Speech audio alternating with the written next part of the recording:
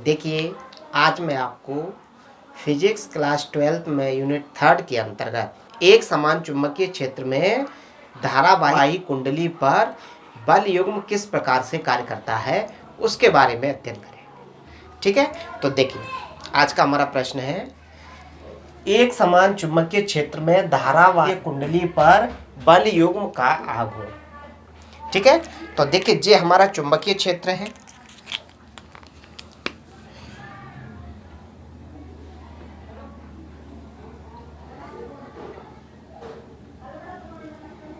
ये नाल चुंबक के दो शक्तिशाली ध्रुव खंड है। एक ही नाल चुंबक के दो शक्तिशाली ध्रुव खंड है। ठीक है,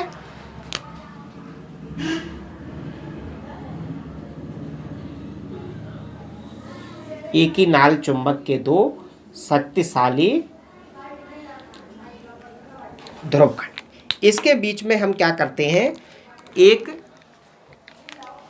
सपोज कीजिएगा कि ये कोई सिलेंडर है और इस सिलेंडर के ऊपर ऐसे तार लपेटते हैं। जब इस सिलेंडर के ऊपर ऐसे तार लपेटा जाएगा तो उस तार की जो शेप आएगी वो आयताकार आएगी। समझ को लपेटते हैं इस प्रकार से, तो इस तार की जो शेप आएगी वो कुछ आयताकार आएगी। उसको हम इस क्षेत्र चुंबकों के मध्य में रखते हैं। ठीक है, क्षेत्र चुंबकों के बीच में उसको रखा जाता है। तो कुछ इस प्रकार का एक आयताकार कुंडली रहती है।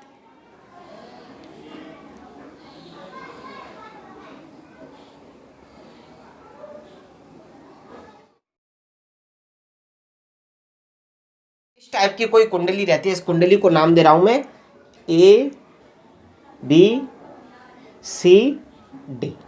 जब इस कुंडली में विद्युत धारा प्रवाहित की जाती है तो हम किसी भी डायरेक्शन में प्रवाहित कर सकते हैं। मैंने ए से बी की तरफ विद्युत धारा प्रवाहित कर रहे हैं, तो इस कुंडली में धारा कुछ ऐसे प्रवाहित हो। समझ गए ना, कोई दिक्कत इसमें? जब इसमें इस डायरेक्शन में विद्युत धारा प्रवाहित होती है और चुंबकीय बल रेखाएं चुंबक के उत्तरी ध्रुव से दक्षिणी ध्रुव की तरफ जाती हैं, तो ये चुंबक का उत्तरी ध्रुव और ये चुंबक का दक्षिणी ध्रुव, तो चुंबकीय बल रेखाओं की दिशा ये होती है। ठीक है, ऐसे बहुत सारी चुंबकीय बल रेखाएं चुंबक के उत्तरी ध्रुव से दक्षिणी ध्रुव की तरफ गति कर रही है। तो देखिए चुंबकीय क्षेत्र की दिशा तो क्या हो जाएगी, एन से एस की तरफ। कुंडली के ए बी भाग पर धारा की दिशा क्या हो जाएगी, ए से बी की तरफ। तो अब कुल मिला के ये समझ लीजिए, जिस प्रकार से चुंबकीय क्षेत्र में जब कोई आवेशित कण गति करता है तो उस पर चुंबकीय क्षेत्र के कारण एक बल कार्य करता है जिसे लॉरेंज बल कहते हैं। तो देखिए कुंडली की ए बी भुजा पर बल लगेगा, क्योंकि ये जो ए बी भुजा है वो कहाँ पर रखी है, चुंबकीय क्षेत्र में, और चुंबकीय क्षेत्र के कैसे रखी हुई है, लंबवत। तो फ्लेमिंग के बाएं हाथ का नियम कुछ इस प्रकार से होता है कि तर्जनी चुंबकीय क्षेत्र की दिशा मध्यमा धारा की दिशा को प्रदर्शित करे तो अंगूठा लगने वाले बल की दिशा को बताता है। तो देखिए यदि हम ए बी भुजा पर लागू करें तो देखिए चुंबकीय क्षेत्र की दिशा तर्जनी की तरफ, धारा की दिशा मध्यमा की तरफ, तो इस भाग पर बल किधर लगेगा, नीचे की तरफ लगेगा। समझ गए? तो कुंडली के ए बी भाग पर बल किधर कार्य करेगा, नीचे की तरफ, मतलब ये बल की दिशा हो जाएगी एफ। तथा सी डी भाग पर, सी डी भाग मतलब इस वाले पर, इस पर देखिए जब ये नियम को फॉलो करेंगे तो चुंबकीय क्षेत्र की दिशा, धारा इसमें नीचे को आ रही है, तो देखिए चुंबकीय क्षेत्र की दिशा, धारा की दिशा, तो बल किस दिशा में कार्य करेगा, अंगूठे की तरफ, मतलब बोर्ड के लंबवत बाहर के लिए। तो यहाँ पर जो बल लगेगा वो इस डायरेक्शन में, ऊपर की तरफ। तो ए बी भुजा पर तो क्या होगा, बल बोर्ड के लंबवत नीचे की तरफ, और सी डी भुजा पर बोर्ड के लंबवत ऊपर की तरफ। ठीक है, और बी सी और सी डी भुजाओं पर जो बल होगा वो क्या करेगा, वो किधर कार्य करेगा। देखिए मैंने एक पॉइंट और लिखवाया था कि जब कोई आवेशित कण चुंबकीय क्षेत्र में चुंबकीय क्षेत्र के अनुदिश गति करता है तो उस पर कोई बल कार्य नहीं करता है। ठीक है, लॉरेंज बल की एक कंडीशन भी थी जे, जब थीटा बराबर 0, थीटा का मतलब था चुंबकीय क्षेत्र और धारा की दिशा के बीच का कोण। बीसी भुजा पर धारा की दिशा और चुंबकीय क्षेत्र दोनों की दिशा क्या है, अनुदिश है। तो यहाँ पर लगने वाला बल क्या होगा, 0 होगा।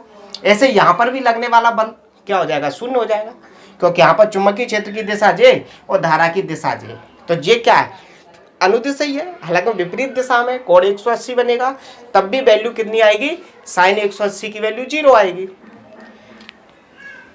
तो समझ गए आप। तो ए बी सी और सी डी भुजाओं पर कोई बल कार्य नहीं करेगा, सिर्फ ए बी और सी डी भुजा पर बल कार्य करेगा।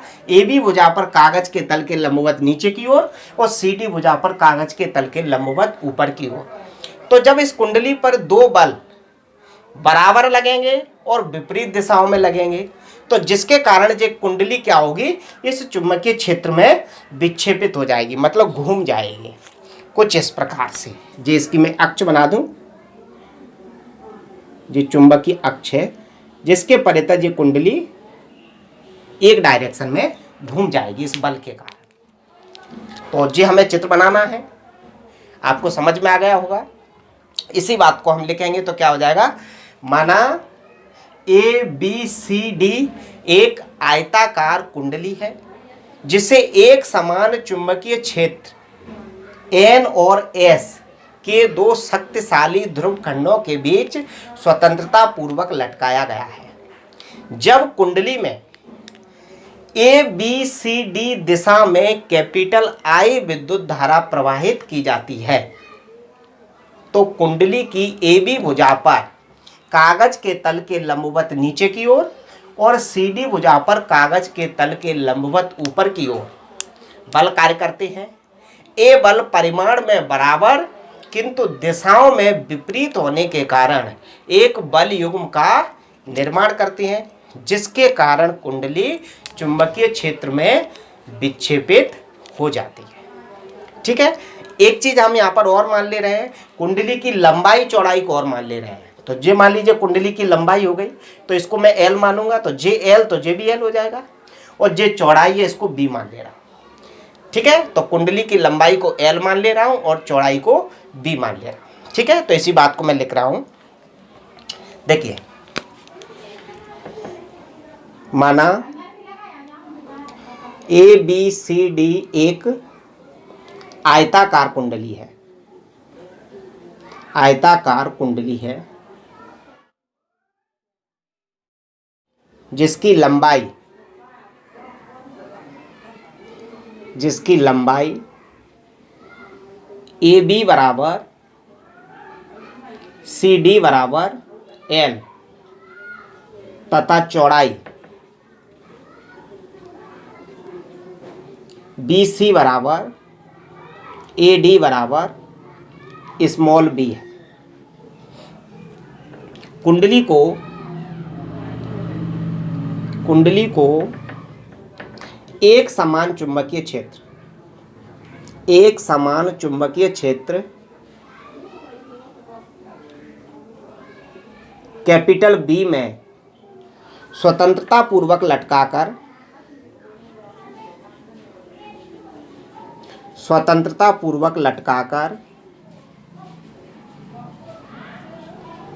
ABCD दिशा में प्रवाहित की जाती है। कैपिटल आई विद्युत धारा प्रवाहित की जाती है जिससे फ्लेमिंग के बाएं हाथ के नियमानुसार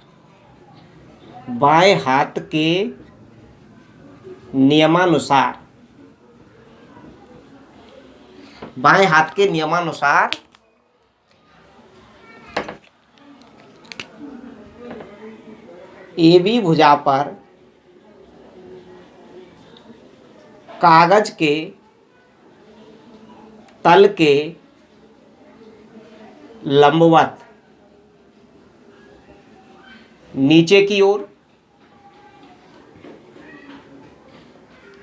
तथा सीडी भुजा पर कागज के तल के लंबवत ऊपर की ओर ऊपर की ओर बल कार्य करता है, बल कार्य करता है। ये बल देखिए बल कितना आएगा, लॉरेंस का नियम जो होता था उससे ये फॉर्मूला निकल के आया था, एक ILV साइन थीटा। या थीटा क्या होता था, चुंबकीय क्षेत्र की दिशा और धारा की दिशा के बीच का कोण। तो देखिए इस भुजा पर चुंबकीय क्षेत्र की दिशा और धारा की दिशा दोनों के बीच का कोण कितना होगा, 90। तो साइन 90 की वैल्यू कितनी आ जाएगी, 1 होती है। तो कितना बचेगा, ILV। ऐसे ही जब इस भुजा पर निकालेंगे तो देखिए चुंबकीय क्षेत्र की दिशा जे और धारा की दिशा जे, यहाँ भी कोण कितना बढ़ रहा है, उतना ही बढ़ रहा है। तो यहाँ भी बल कितना लगेगा, उतना ही बल लगेगा। लेकिन इस बल की दिशा अंदर की तरफ होगी और इस बल की दिशा बाहर की तरफ होगी। इसलिए ये दोनों बल क्या हो जाएंगे, परिमाण में बराबर किंतु दिशाओं में विपरीत। ठीक है, तो ए बल का मान लिख दे रहा हूं ILV। ए बल परिमाण में बराबर, परिमाण में बराबर तथा दिशाओं में विपरीत, दिशाओं में विपरीत होने के कारण, दिशाओं में विपरीत होने के कारण एक बल युग्म का निर्माण करते हैं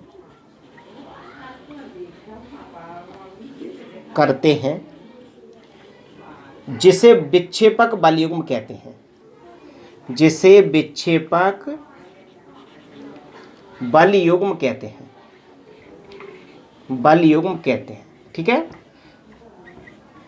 विक्षेपक बल युग्म क्यों कहते हैं, क्योंकि इसी के कारण ये कुंडली चुंबकीय क्षेत्र में विक्षेपित होती है, मतलब घूमती है, जिसे विक्षेपक बल युग्म कहते हैं। नई लाइन से इसलिए विक्षेपक बल युग्म का आघूर्ण, विक्षेपक बल युग्म का आघूर्ण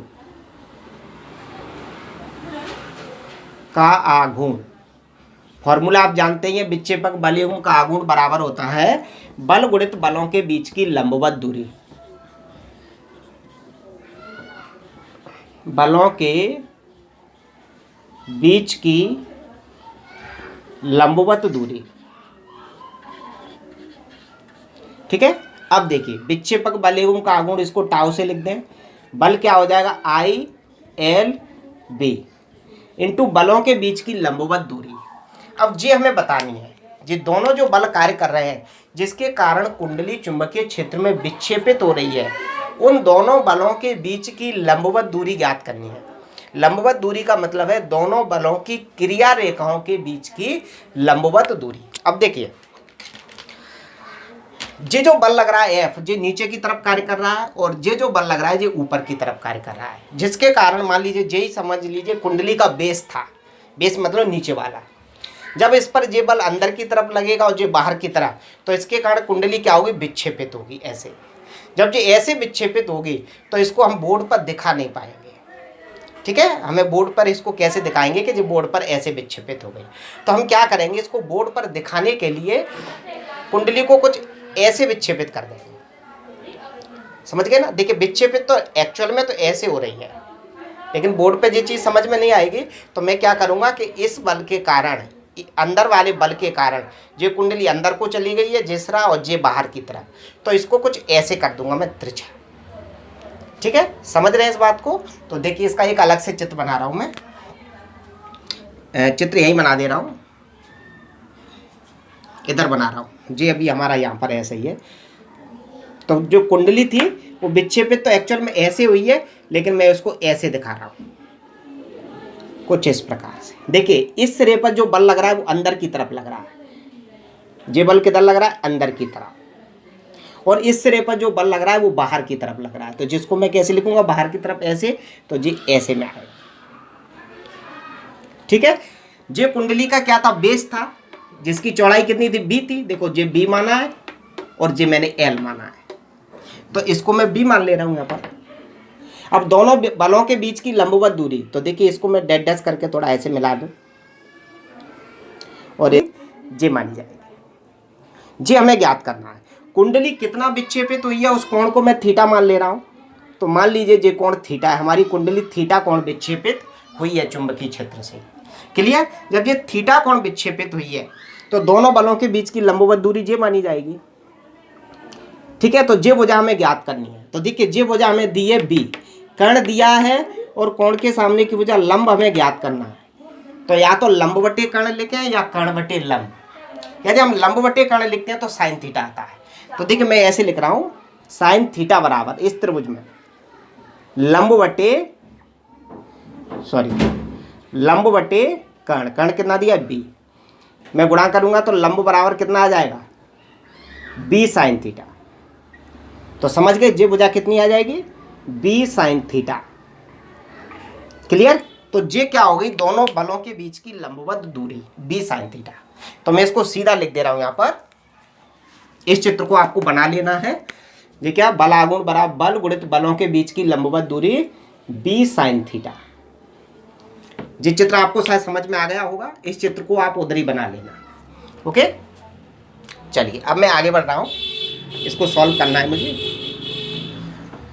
देखिए टाउ बराबर I B L into B sine theta. ये मैंने ब्रैकेट में इसलिए लिख दिया क्योंकि ये लंबाई गुणित चौड़ाई है, और लंबाई गुणित चौड़ाई क्या होती है क्षेत्रफल। तो ये क्या हो गया कुंडली का क्षेत्रफल। ठीक है, तो टाउ बराबर क्या आ जाएगा आई बी ए को मैंने क्या कर लिया इसका क्षेत्रफल मान लिया, साइन थीटा जैसे का जैसा यहाँ लिख देना इधर ही साइड में, चूंकि ए बराबर एल क्रॉस बी। तो ये तो क्या आ गया कुंडली में विक्षेपक बलयुग्म का आघूर्ण। यदि कुंडली में फेरों की संख्या स्मॉल एन है, यदि कुंडली में फेरों की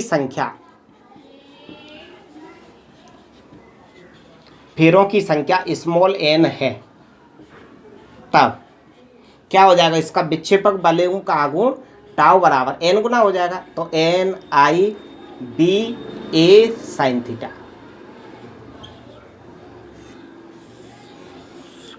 ये कुंडली में विक्षेपक बलयुग्म के आघूर्ण के लिए व्यंजक आ जाता है। स्थिति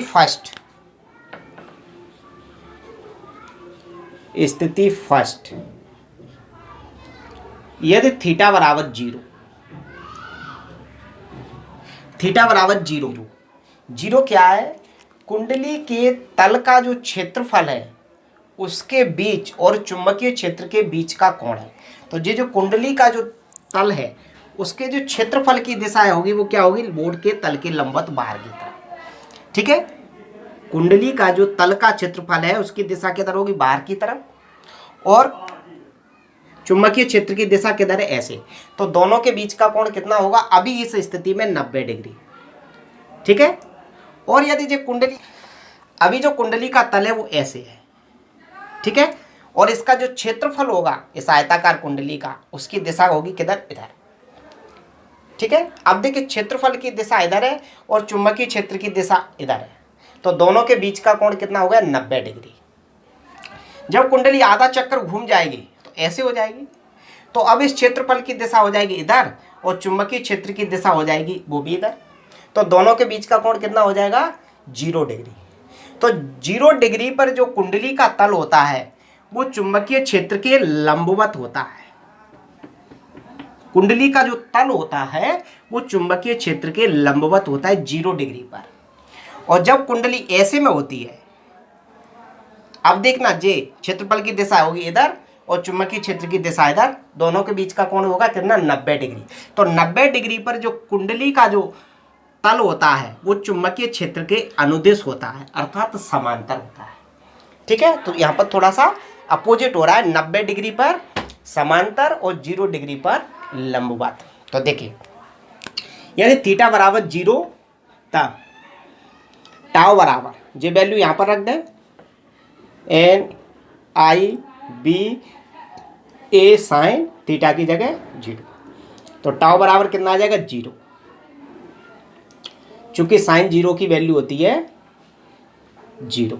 ठीक है, तो इसको हम क्या लिख देंगे, अर्थात कुंडली का तल चुंबकीय क्षेत्र के लंबवत होता है तो विक्षेपक बल युग्म का आघूर्ण शून्य होता है या न्यूनतम होता है, शून्य होता है। ठीक है, अब आती है स्थिति सेकंड। स्थिति सेकंड में क्या हो जाएगा, थीटा बराबर 90 डिग्री। स्थिति सेकंड क्या हो जाएगा, यदि थीटा बराबर 90 डिग्री, तब ये वैल्यू इसमें रख दें, टाउ बराबर कितना हो जाएगा, NIBA साइन थीटा की जगह 90। तो टाउ बराबर साइन 90 की वैल्यू कितनी होती है, 1, तो साइन 90 बराबर 1, तो ये आ जाएगा NIBA। ठीक है, तो 90 डिग्री पर ये क्या होगा, कुंडली का जो तल है वो चुंबकीय क्षेत्र के समांतर होगा, यानी ऐसे होगा। देखिए क्षेत्रफल की दिशा तो इधर है। ठीक है, तो अब जो कुंडली कैसे रखी, ऐसे में रखी है, तो चुंबकीय क्षेत्र के तो अनुदिश रखी है, यानी समांतर है इसका तल। तो अर्थात कुंडली का तल चुंबकीय क्षेत्र के समांतर है तो विक्षेपक बलयुग्म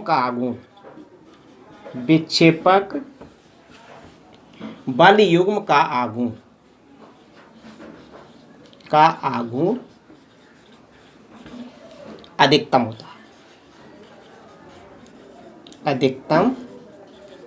होता है। ठीक है, तो इस तरह हमारा यह क्वेश्चन यहीं पर समाप्त।